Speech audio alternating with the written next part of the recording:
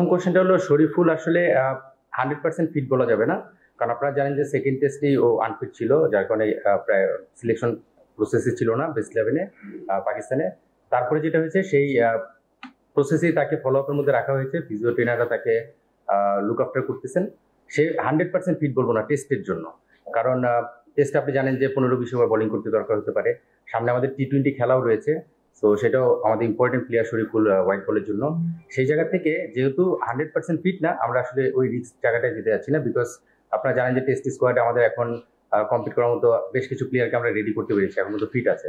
তো সেই জায়গা থেকে শরীফুলের ইনক্লুশনে আমরা রিস্কে যাইনি। হোপফুলি যদি সময়ের সঙ্গে সঙ্গে রিকভারি করে আসে টি-20-তে ইনশাল্লাহ খেলতে পারবে। জাকের আলী অনেকের যে বিষয়টা আপনারা দেখবেন যে আমরা একটা জিনিস মাথায় রেখেছিলাম, কন্ডিশন এবং অপোনেন্ট। সেই জায়গা থেকে পাকিস্তানে আমরা 5 জন সিমার নিয়ে গিয়েছিলাম, এখানে আমরা সিমারের সংখ্যাটা কমিয়ে 4 জনে নিয়েছি এবং একজন ব্যাটসম্যানের সংখ্যা বাড়িয়েছি, মিডল অর্ডার স্পেশালিস্ট। আমাদের টিম কম্বিনেশন আমাদের মনে হয়েছে যে মিডল অর্ডার একটা অপশন বাড়ানো আমাদের দরকার, যেহেতু কন্ডিশন এবং আমরা বললাম অপোনেন্ট, সেই জায়গা থেকে আমরা মিডল অর্ডার অপশনটা বাড়িয়েছি। থার্ড পার্ট যেটা আপনি জিজ্ঞেস করেছেন ওয়াই জাকির, এখানে আপনারা জানেন যে লাস্টে আমাদের সবগুলো প্ল্যানের মধ্যে দীপু ছিল। একটা জিনিস লক্ষ্য করবেন, দীপু যখন ম্যাচ খেলেছে আমাদের সাকিব এবং মুশফিক সবসময় অ্যাভেলেবেল ছিল না, কেউ একজন অনুপস্থিত ছিল, তখন কিন্তু দীপু ম্যাচগুলো অপরচুনিটি পেয়েছে এবং খারাপ ভালো মিলিয়ে খেলেছে, আমি বলবো না খুব ভালো খেলেছে বা খুব খারাপ খেলেছে। রিসেন্ট পারফরমেন্সটা আমরা এখানে জাস্টিফাই করেছি। দীপু অস্ট্রেলিয়ায় গিয়েছিল, আপনারা জানেন 2টা 4-ডে ম্যাচ খেলেছে, পাকিস্তানে 2টা 4-ডে ম্যাচ খেলেছে, খুব ছন্দে নেই। একটা প্লেয়ার আসলে যখন ইন্টারন্যাশনাল ম্যাচ খেলতে যাবে তার ফর্মটা খুব ইম্পর্টেন্ট। সেই জায়গা থেকে দীপু আমাদের ফিউচার প্লেয়ার এবং সামনে এনসিএলও শুরু হচ্ছে, সে সেটার জন্য রেডি হচ্ছে। দীপু আমাদের প্ল্যানের মধ্যেই রয়েছে, খুব কাছ থেকেই রয়েছে। পাশাপাশি জাকিরের যে বিষয়টা, জাকির কিন্তু প্রিভিয়াসলি যদি তার রেকর্ড দেখেন, এনসিএল, বিসিএল, লঙ্গা ভার্সনে তার রেকর্ডগুলো যদি দেখেন, সেখানে আপনি একটা আইডিয়া পেয়ে যাবেন যে সে লঙ্গা ভার্সনের জন্য খুব ইউজফুল প্লেয়ার হতে পারে। আনফর্চুনেটলি ইঞ্জুরির কারণে হয়তো আরো আগে ডেবু হয়ে সুযোগ থাকলেও হয়তো হয়নি, বা টিমে আসার সুযোগ থাকা সত্ত্বেও পারেনি। আর এখন রিসেন্টলি যেটা রিসেন্ট পাস্টে পাকিস্তানে আপনারা জানেন যে 172 একটা ইনিংস খেলেছে, চমৎকার একটা ইনিংস খেলেছে, লম্বা সময় ধরে খেলে। সবকিছু কনসিডারেশনে আমরা জাকিরকে একটু এক স্টেপে এগিয়ে গেছি। অবশ্যই অবশ্যই, কারণ আপনি দেখবেন যে আপনি পজিশন ওয়াইজ প্লেয়ার পিক করাটা খুব জরুরি। আপনি দেখবেন যে সাইড বেসিক্যালি ওপেনার, বা আমরা যদি বলি টপ অর্ডার 1, 2, 3 এইসব পজিশনে খেলে থাকে, তো ওই পজিশনে আমাদের সাদমান, জাকির এবং জয় তিনজনই কিন্তু মোটামুটি রেগুলার প্লেয়ার আমাদের, এবং ফিট থাকলে যে কেউ খেলতে পারে। তো সেই জায়গা থেকে আমরা মিডল অর্ডার অপশনটাতে আমরা একটা অপশন বাড়িয়েছি, কারণ আপনারা জানেন যে এখানে আমাদের মিডল অর্ডার যারা খেলছে তাদের এই মুহূর্তে একটা ব্যাকআপ অপশন, বা আমরা যদি মনে করি মিডল অর্ডার সংখ্যাটা একটু বাড়িয়ে নিলে যে কোনো সিচুয়েশনে ডিমান্ড করলে সেটা ফুলফিল করতে পারে। তো সেই জায়গা থেকে আমরা মিডল অর্ডারের জায়গাটা বাড়িয়েছি, বিকজ ওপেনার আপনারা জানেন যে অলরেডি 3 জন রয়েছে, বাট সাইফও খুব আমাদের কাছাকাছি রয়েছে। অবশ্যই কন্ডিশন বলতে এখানে চেন্নাইতে খেলা হচ্ছে আর কানপুরে খেলা হচ্ছে, তো তারা সিমিং উইকেটও করতে পারে। তো সেই জায়গা থেকে আমাদের অপশন রয়েছে, আমাদের 4 জন সিমার রয়েছে। আপনারা স্বাভাবিকভাবে আমরা 4 জন সিমার তো আর খেলার সম্ভাবনা খুব কম থাকে আমাদের টিম কম্বিনেশনে, সেখান থেকে হয়তো 3 জন সিমার খেললেও একজন ব্যাকআপ থেকে যাচ্ছে। বাট আমাদের ব্যাটিং লাইন আপটা একটু লম্বা করা হয়েছে, স্ট্রেন্থটা বাড়ানো হয়েছে, বিকজ আমরা জানি যে আসলে এই স্কোয়াডে 5 জন সিমার নিয়ে গেলে সেই জায়গায় আমাদের হয়তো বা এক্সট্রা সিমারটা দরকার নাও হতে পারে। আর যেহেতু আগের সিরিজে একটা কনসার্ন ছিল যে তাসকিন ব্যাক করেছে অনেকদিন পরে, সেখানে একটা ব্যাকআপ অপশনের আমরা চিন্তা করেছি, বাট আলহামদুলিল্লাহ তাসকিন কিন্তু খুব ভালো ফর্মে রয়েছে বা রিদমে রয়েছে, তাসকিন এসেও কিন্তু টেস্টে ভালো বোলিং করেছে। তো সেই জায়গা থেকে সিমিং অপশনটায় আমাদের এখন ওই 4 জন সিমার দিয়ে আমরা সেই কভার করতে পারি। আসলে কন্ডিশনটা হোম সিরিজ হলে সাধারণত সবগুলো টিমই তাদের একটা অ্যাডভান্টেজের কথা চিন্তা রেখেই করে, সেই জায়গা থেকে তারা তাদের মতো করতে পারে। বাট আমাদের পেস, স্পিন আপনি যদি দেখেন, 2টা ডিপার্টমেন্টে কিন্তু আমরা সেখানে কভার করেছি। সো স্পিনও কিন্তু আমাদের তাইজুল এবং নাইম হাসান ম্যাচ খেলেনি, তারাও কিন্তু পাকিস্তানে ছিল, সাকিব মিরাজ ম্যাচ খেলছে। তো স্পিনটা আমাদের কিন্তু অলরেডি খুব ভালো একটা শেপে রয়েছে, সঙ্গে পেস বোলিং 4টা নিয়েও কিন্তু খুব ভালো একটা স্টেজে রয়েছে আমরা। সঙ্গে ব্যাটিং আমরা চিন্তা করলাম যে একটা অপশন বাড়িয়ে নিলে প্রয়োজনে আমরা সেটা কাজে লাগাতে পারবো। এটা আসলে ইন্ডিয়ার পেস বোলিং এ যথেষ্ট ভালো, ইন্ডিয়ার যথেষ্ট ব্যালেন্স একটা দল, এটা স্বীকার করতেই হবে। তাদের পেস বোলিং ভালো স্ট্রেংথ রয়েছে, স্পিনও ভেরিয়েশন রয়েছে, সঙ্গে স্পিনাররা কিন্তু ভালো অলরাউন্ডার। আমরা জানি যে জাদেজা রয়েছে, আশ্বিন রয়েছে, ইভেন কুলদীপ রয়েছে, আকশার প্যাটেল, তারা কিন্তু খুব ভালো স্পিন অ্যাটাক, সেটাও বলতে হবে। তো তাদের কম্বিনেশনটাও বেশ ভালো। তারা যেই কন্ডিশনে সাজানো উইকেট যে ধরনের করুক না কেন, তাদের যেমন স্ট্রেংথ রয়েছে, আমরা মনে করি যে আমাদের সেই সমমানের স্ট্রেংথ রয়েছে স্পিন এবং পেসে। সো আমার মনে হয় যে সেটা আমি আসলে আলাদা করে বলতে চাই না তাদের পেস বা স্পিন। আর আপনি তাসকিনের যে ব্যাপারটা বললেন, তাসকিন অবশ্যই আমাদের যেহেতু সব ফরম্যাটে এখন খেলছে, মানে আগে ছিল শুধু হোয়াইট বলে, এখন রেড বলে খেলা শুরু করেছে। সো এখানে ওয়ার্কলোডের একটা ব্যাপার থাকে, এবং ফিজিও ট্রেনারদের সাথে আমাদের এই কমিউনিকেশনটা রেগুলার হচ্ছে। তাকে কিভাবে আমরা ইউজ করব, কোন সময় কতটুকু ইউজ করা যেতে পারে, সেটা আমরা সময়ের সঙ্গে সঙ্গে ডিসাইড করব। ইন্ডিয়ার স্পিন পাকিস্তানে আমরা যে টিমটা দেখলাম যারা খেললো, সেখানে স্পিনটা তাদের খুব ইন্ডিয়ার মতো স্ট্রং বলবো না, এটা স্বীকার করতে হবে। তারা পেস দিয়ে মেনলি আমাদের অ্যাটাক করতে চেয়েছিল, সেটা আমরা হ্যান্ডেল করেছি খুব সাকসেসফুলি। স্পিন যেটা হয়েছে, এখানে আপনি আশ্বিন জাদেজার মতো এক্সপিরিয়েন্স প্লেয়ার রয়েছে, তাদেরকে হ্যান্ডেল করাটা তো অবশ্যই একটা চ্যালেঞ্জ থাকবে। বাট আমাদের প্লেয়াররা কিন্তু এমন না যে নতুন খেলছে। আপনি দেখবেন আমাদের ব্যাটিং লাইন আপটা বেশ এক্সপিরিয়েন্স একটা দল কিন্তু আমরা এখন। সো পেস যেহেতু আমরা হ্যান্ডেল করেছি সাকসেসফুলি, এখানে যদি স্পিনটা আমরা হ্যান্ডেল করতে পারি, আমার মনে হয় খুব ভালো কম্পিটিটিভ ম্যাচ আমরা আশা করতে পারি। এবং আমাদের টিমের সেই অ্যাবিলিটি আছে যে আমরা স্পিনও হ্যান্ডেল করতে পারি। বাট অবশ্যই জাদেজা আশ্বিন পাকিস্তানের স্পিন অ্যাটাকের সঙ্গে কম্পেয়ার করলে, লেফট আর্মে একজন পেস বোলার থাকলে যেটা হয়, টিম কম্বিনেশন অনেক সময় একটা ভেরিয়েশনের অপশন থাকে। কিন্তু আসলে এখন তো আমাদের অপশন আসলে নেই। আমরা যদি দেখি আমাদের পেসের যে একটা পুল যদি আমরা দেখি, সেখানে left arm pace bowler Mustafiz এবং শরীফুলি আমাদের প্রাইম পেস বোলারের মধ্যে পড়ে। যেহেতু মোস্তাফিজ আমাদের এই ফর্মেটটা খেলে না, সেখানে শরীফুল যেহেতু একটা ইনজুরি কনসার্ন রয়েছে, তো স্বাভাবিকভাবে আমরা করিনি, তাকে আর চিন্তা করিনি টেস্টে। বাট হ্যাঁ, এই অপশনটা হলে একটা ভেরিয়েশন আসে। বাট আমি সবসময় একটা জিনিস বিলিভ করি, আসলে রাইট আর্ম লেফট আর্ম যেটাই হোক, বেস্ট প্লেয়ারটা খেলা জরুরি। আপনি দেখবেন আমাদের ব্যাটিং লাইন আপে বেশ অনেক লেফট হ্যান্ড ব্যাটসম্যান রয়েছে, কিন্তু এখানে লেফট হ্যান্ড রাইট হ্যান্ডের চেয়ে আমার বেশি ইম্পর্টেন্ট হচ্ছে সে আমাদের কতটুকু সাকসেসফুল প্লেয়ার হতে পারে এবং কতটুকু অ্যাবিলিটি তার রয়েছে।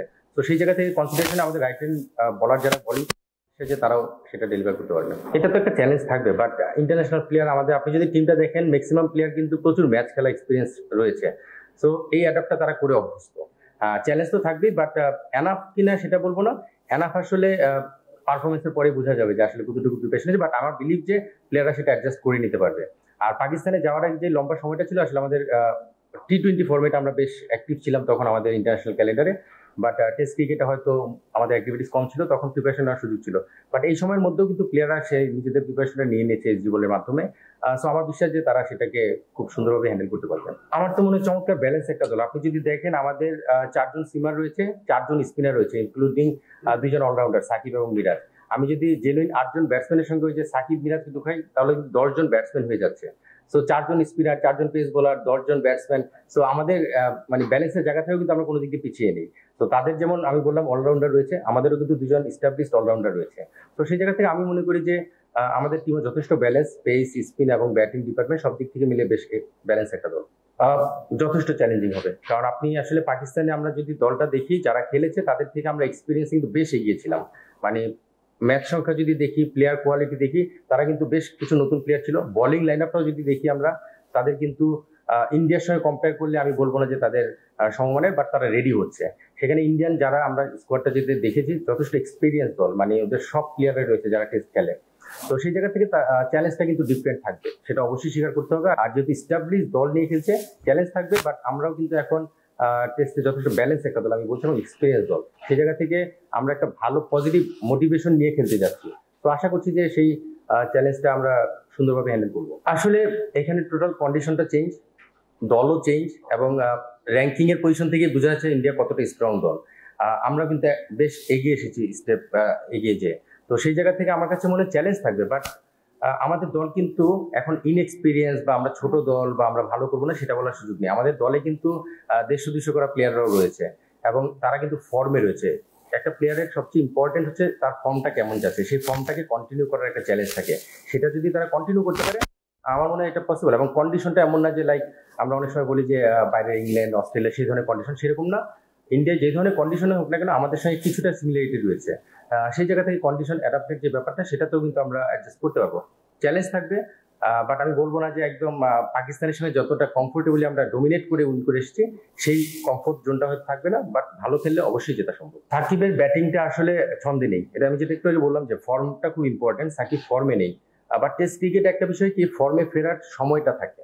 মানে আপনি টি-20 ওয়ানডেতে কিন্তু সেই সময়টা হয়তো থাকে না, রানের তাগিদ থাকে, ব্যাটসম্যানদের রান করার একটা তাগিদ থেকে, সময় কম থাকে। টেস্ট ক্রিকেটে কিন্তু সেই সময়টা থাকে। আমি বিশ্বাস করি সাকিব যেই মানে প্লেয়ার, আসলে একটা ইনিংসের ব্যাপার, একটু সময়ের ব্যাপার, সে যদি সেটা করে নিতে পারে, সেই ফর্মটা ফিরিয়ে আনবে। সবচেয়ে বড় অ্যাডভান্টেজ হচ্ছে সাকিব যদি দলে খেলে, আমরা দেখছি যে সে 5-6 এইসব পজিশনে ব্যাটিং করবে। আমরা সোফার চিন্তা করি, এটা কিন্তু অপোনেন্ট টিমের জন্য একটা চিন্তা যে সাকিব উইকেটে রয়েছে। এই 2-4-5 ইনিংস দেখে কিন্তু সাকিবকে কেউ রেট করে না, তো আমরাও রেট করতে চাই না। সাকিব একজন অলরাউন্ডার এবং ব্যাটসম্যান হিসেবে ওই পজিশনের প্লেয়ার। জাস্ট একটা ব্যাপার, সেটা করে ফেলতে পারলে, সময় নিজে করে ফেলতে পারে, আমার মনে হয় যে সে তার ফর্মে ফিরে আসাটা সময়ের ব্যাপার। অবশ্যই অবশ্যই উপরে ব্যাটিং করার যদি সময় আসে সেটা করবে। এখন আসলে টিম কম্বিনেশনে, টিম ব্যালেন্সিং এর কিছু ব্যাপার থাকে, টিম কম্বিনেশনের কিছু ব্যাপার থাকে। সেই কম্বিনেশনে কিন্তু মিরাজকে ওই পজিশনে খেলতে হচ্ছে এবং ওই জায়গায় যে একটা ইম্পর্টেন্ট রোল প্লে করছে সেটাও আমাদের জন্য কিন্তু একটা পাওয়া। সো উপরে ব্যাটিং যদি দলের প্রয়োজন হয় অবশ্যই করতে পারে, সেটা কিন্তু সে প্রমাণ করেছে। সো মিরাজ তো আমাদের প্ল্যানের মধ্যে সবসময় থাকে এবং সেটা যদি দলের প্রয়োজনে কখনো উপরে প্রয়োজন হয় অবশ্যই ব্যাটিং করার অ্যাবিলিটি তার আছে, সেটা প্রমাণ করেছে। এখন টিম কম্বিনেশন যখন সাজানো হবে তখন হয়তো যদি কোনো ম্যাচে মনে হয় যে তাকে উপরে ব্যাটিং করানোর প্রয়োজন, সেটা করা যেতেই পারে। সে প্রুভেন প্লেয়ার, অবশ্যই প্ল্যানে আছে। আসলে লঙ্গা ভার্সন খুব বেশি এক্সপিরিয়েন্স নেই রিশাদের। আসলে টি-20-তে যেটা হয় 4 ওভার, ওয়ানডেতে 10 ওভার, টেস্টে খেলতে গেলে হয়তো যদি একজন মেইন বোলার হিসেবে খেলে হয়তো 15-20 ওভার করতে হতেই পারে। সেই লোডটা এখনো তাকে আমরা নিতে দেখিনি, কারণ এনসিএল খুব বেশি ম্যাচ খেলার সুযোগ হয়নি, এই ধরনের পরিমাণ বোলিংও তার করা হয়নি।